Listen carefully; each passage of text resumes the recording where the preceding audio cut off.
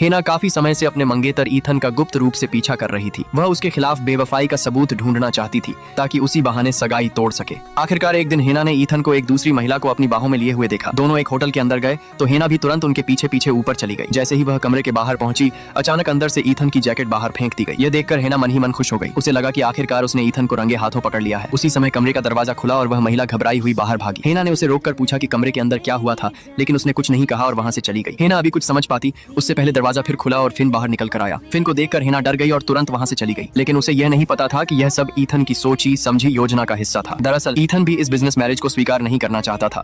Hotel में मौजूद महिला एक किराए की अभिनेत्री थी। ईथन ने जानबूझकर ऐसा माहौल बनाया जिससे लगे कि दोनों के बीच कोई खास रिश्ता है। उसने कुछ तस्वीरें भी खिंचवाई और फिर अपने सहायक से कहा कि वे तस्वीरें गुमनाम रूप से हेना को भेज दी जाएं। वो चाहता था कि सगाई तोड़ने का फैसला हेना खुद करे, लेकिन उसके सहायक ने गलती से तस्वीरें किसी और व्यक्ति को भेज दी। दूसरी तरफ हेना भी जानती थी कि अगर वह बिना किसी पक्के सबूत के सगाई तोड़ देगी तो उसका परिवार उसी को दोष